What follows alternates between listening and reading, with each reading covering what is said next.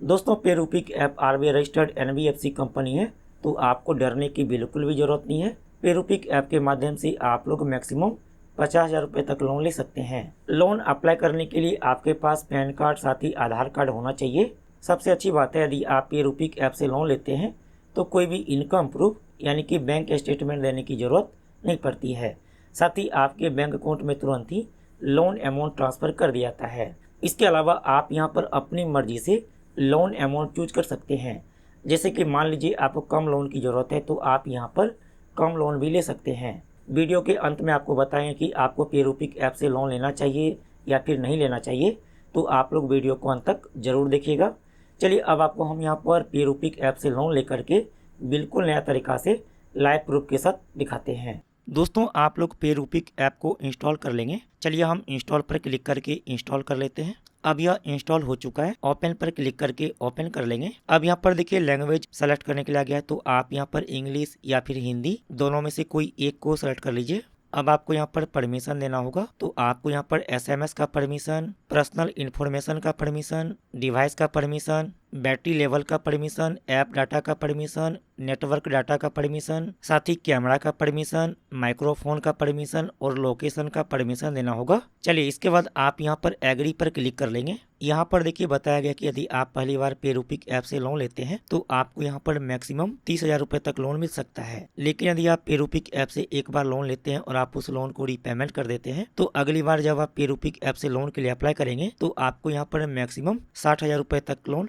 मिल सकता है। चलिए इसके बाद यहाँ पर इंटर योर फोन नंबर, तो आप यहाँ पर अपना मोबाइल नंबर फिलअप करेंगे। इसके बाद आप इस बॉक्स में टिक कर लेंगे। चलिए इसके बाद आप यहाँ पर गेट स्टार्टेड पर क्लिक करेंगे। इसके बाद आप अलाउ पर क्लिक कर लेंगे। अब यहाँ पर देखिए रेफरल कोड फिलअप करने के लिए आ गया है, तो आप एस्केप पर क्लिक कर लेंगे। इसके बाद अलाउ पर क्लिक करेंगे। अलाउ पर क्लिक कर लेंगे। यहाँ पर है फुल नेम, तो आप यहाँ पर अपना पूरा नाम फिलअप करेंगे। इसके बाद आप इस बॉक्स में टिक कर लेंगे। इसके बाद आप यहाँ पर नेक्स्ट पर क्लिक करेंगे। अब यहाँ पर देखिए आपका डिटेल शो करेगा, जैसे कि यहाँ पर आपका पैन नंबर, साथ ही यहाँ पर आपका डेट ऑफ बर्थ और यहाँ पर जेंडर शो करता है। यदि आपको यहाँ पर लगता है कि कोई भी डिटेल गलत है तो आप यहाँ पर क्लिक करके इसको एडिट कर सकते हैं। चलिए इसके बाद आप यहाँ पर नेक्स्ट पर क्लिक कर लेंगे। अब आपके मोबाइल नंबर पर ओटीपी आएगा, आप इस बॉक्स में ओटीपी को फिलअप कर लेंगे। अब यहाँ पर देखिए आपका केवाईसी नंबर शो करेगा, तो आप यह केवाईसी नंबर को नोट करके रख लीजिए, बाद में इसकी जरूरत पड़ती है। चलिए इसके बाद आप कंटिन्यू पर क्लिक करेंगे। अब यहाँ पर देखिए बेसिक इन्फॉर्मेशन फिलअप करने के लिए आ गया है। यहाँ पर एजुकेशन, तो आप यहाँ पर क्लिक करेंगे और आप यहाँ पर सेलेक्ट कर लेंगे आपने कितने तक पढ़ाई की है। तो यहाँ पर देखिए सभी दिया हुआ है, आप अपनी मर्जी से यहाँ पर वह सेलेक्ट कर लेंगे। इसके बाद यहाँ पर स्पोकन लैंग्वेज, तो आप किस भाषा में बात करते हैं आप यहाँ पर वह सेलेक्ट कर लेंगे। यहाँ पर देखिए हिंदी, इंग्लिश, बंगाली, मराठी सभी दिया हुआ है, तो आप यहाँ पर सेलेक्ट कर लीजिए। इसके बाद आप सबमिट पर क्लिक करेंगे। चलिए इसके बाद यहाँ पर मैरिटल स्टेटस, यदि आपकी शादी हो चुकी है तो आप यहाँ पर मैरिट पर क्लिक कर लेंगे। लेकिन यदि आपकी शादी नहीं हुई है तो आप यहाँ पर सिंगल पर क्लिक कर लेंगे। यदि आपने यहाँ पर मैरिट को सेलेक्ट किया है तो यहाँ पर देखिए नंबर ऑफ चिल्ड्रन फिलअप करने के लिए आ जाएगा, तो आप कितने बच्चे हैं आप यहाँ पर वह सेलेक्ट कर लेंगे। इसके बाद यहाँ पर ऐड जीमेल, तो आप इस पर क्लिक करेंगे। अब जो भी ईमेल आईडी से आप अपने मोबाइल में लॉगिन होंगे यहाँ पर वह ईमेल आईडी शो करता है, तो आप यहाँ पर ईमेल आईडी पर क्लिक कर लेंगे।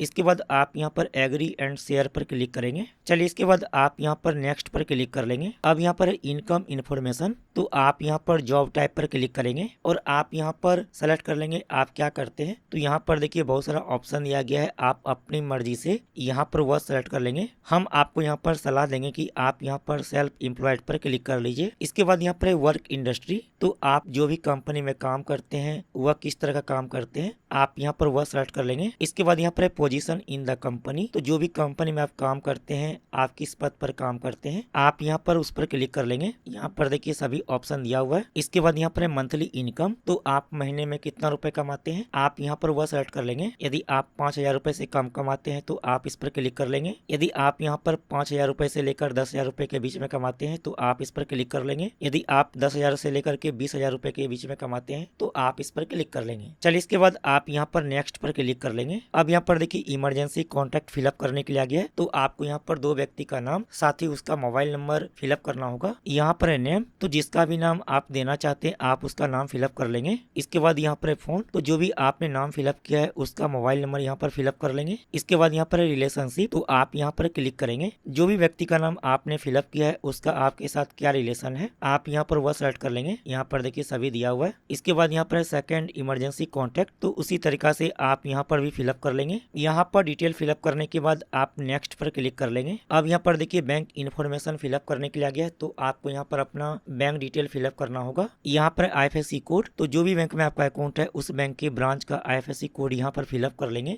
IFSC कोड आपके पासबुक पर लिखा हुआ रहता है। आप यहाँ पर फाइंड IFSC पर क्लिक करके IFSC कोड मालूम भी कर सकते हैं। इसके बाद यहाँ पर अकाउंट नंबर, तो आप यहाँ पर अपना बैंक अकाउंट नंबर फिलअप करेंगे। ध्यान है कि आप यहाँ पर अपना ही अकाउंट नंबर फिलअप करेंगे, किसी दूसरे व्यक्ति का अकाउंट नंबर फिलअप नहीं करेंगे। इसके बाद यहाँ पर कंफर्म अकाउंट नंबर, तो आप यहाँ पर भी अपना अकाउंट नंबर फिलअप कर लेंगे। चलिए हम यहाँ पर अपना बैंक डिटेल फिलअप कर लेते हैं। इसके बाद आप नेक्स्ट पर क्लिक करेंगे। जैसे ही आप नेक्स्ट पर क्लिक करेंगे अब यहाँ पर देखिए आपका नाम, साथ ही यहाँ पर बैंक का नाम और यहाँ पर ब्रांच का नाम शो करता है। यदि आपको लगता है कि यहाँ पर डिटेल गलत है आप यहाँ पर रिवाइज पर क्लिक करके फिर से अकाउंट डिटेल फिलअप कर सकते हैं। चलिए इसके बाद आप यहाँ पर कन्फर्म पर क्लिक कर लेंगे। जैसे ही आप कन्फर्म पर क्लिक करेंगे अब यहाँ पर देखिए आपको लोन अमाउंट शो करेगा, जितना भी आप लोन के लिए एलिजिबल हैं। आप में हो सकता है कि यहाँ पर ज्यादा लोन अमाउंट शो करे या फिर इससे कम लोन अमाउंट शो करे, क्योंकि यह क्रेडिट स्कोर पर डिपेंड करता है। आप यहाँ से लोन अमाउंट को चूज कर सकते हैं जितना भी आपको लोन के लिए अप्लाई करना है। हम यहाँ पर मिनिमम 1000 रुपए लोन ले सकते हैं। यदि हम यहाँ पर 1000 रुपए लोन लेते हैं तो हमारे बैंक अकाउंट में 976 रुपए लोन अमाउंट ट्रांसफर किया जाएगा। साथ ही यह लोन 90 दिनों की EMI पर और 61 दिनों की EMI पर मिलेगा। यदि हम यहाँ पर टोटल 1300 रुपए लोन लेते हैं तो हमारे बैंक अकाउंट में 1258 रुपए लोन अमाउंट ट्रांसफर किया जाएगा। यदि हम यहाँ पर 1300 रुपए लोन 90 दिनों की EMI पर लेते हैं तो यहाँ पर देखिए लिखा रीपेमेंट प्लान, आप इस पर क्लिक करेंगे तो यहाँ पर देखिए रीपेमेंट प्लान दिया गया है। यहाँ पर EMI अमाउंट दिया गया है, साथ ही यहाँ पर EMI का डेट दिया गया है। तो जो भी यहाँ पर डेट दिया गया है इस डेट से पहले आपको EMI पे कर देना है। आप यहाँ पर रिसीव अमाउंट पर क्लिक करेंगे। यहाँ पर 1300 रुपए लोन लेने पर हमारे बैंक अकाउंट में 1258 रुपए लोन अमाउंट ट्रांसफर किया जाएगा। यहाँ पर देखिए फी के बारे में दिया हुआ है, तो जो भी यहाँ पर फी दिया गया या काट करके ही आपके बैंक अकाउंट में लोन अमाउंट ट्रांसफर किया जाता है। यदि हम यहाँ पर 1300 रुपए लोन 61 दिनों की EMI पर लेते हैं, इसके बाद आप यहाँ पर रीपेमेंट प्लान पर क्लिक करेंगे तो यहाँ पर देखिए रीपेमेंट प्लान दिया गया है। यहाँ पर EMI अमाउंट दिया गया है, साथ ही यहाँ पर EMI का डेट दिया गया है। आप यहाँ से EMI टेन्योर सेलेक्ट कर लीजिए, आप जितने दिनों की EMI पर लोन लेना चाहते हैं। चलिए इसके बाद आप इस बॉक्स में टिक कर लेंगे। इसके बाद आप सबमिट पर क्लिक करेंगे। अब आपको यहाँ पर अपना सेल्फी फोटो अपलोड करना होगा, तो आप यहाँ पर क्लिक कर लेंगे। इसके बाद आप यहाँ पर क्लिक करके अलाउ कर लेंगे। अब आपके मोबाइल का कैमरा चालू हो जाएगा, तो आप यहाँ पर कैमरा के आइकॉन पर क्लिक करके आप यहाँ पर अपना सेल्फी फोटो ले लेंगे। चलिए इसके बाद आप यहाँ पर नो कमेंट पर क्लिक कर लीजिए। अब यहाँ पर देखिए हमारा एप्लीकेशन सबमिट हो चुका है। अब आपको यहाँ पर थोड़ा सा वेट करना है। अब यहाँ पर देखिए लोन कूपन दिया गया है, तो आप टेक इट पर क्लिक कर लीजिए। अब दोस्तों जो भी आपने डिटेल फिलअप किया है वह रिव्यू में चला गया है, तो अब आपको यहाँ पर कुछ देर तक वेट करना है। कुछ देर के बाद आप लोग फिर से पेरूपिक ऐप को ओपन करेंगे।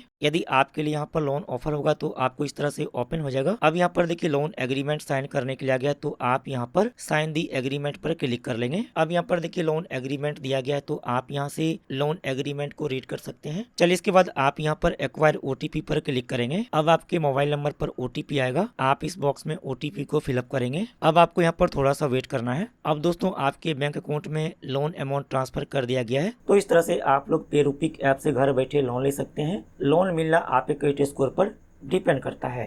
अब यहाँ पर बात रही कि पेरूपिक ऐप से लोन लेना चाहिए या फिर नहीं लेना चाहिए। तो दोस्तों यहाँ पर बता दूं कि यदि आप इस ऐप से लोन लेते हैं तो आपको यहाँ पर कम लोन अमाउंट मिलता है, साथ ही आपको यहाँ पर लोन टेन्योर भी कम दिनों के लिए मिलता है। अब आपकी मर्जी है इस ऐप के माध्यम से आप लोन लें या फिर नहीं लें। उम्मीद है कि मैंने आपको डिटेल में बता दिया है।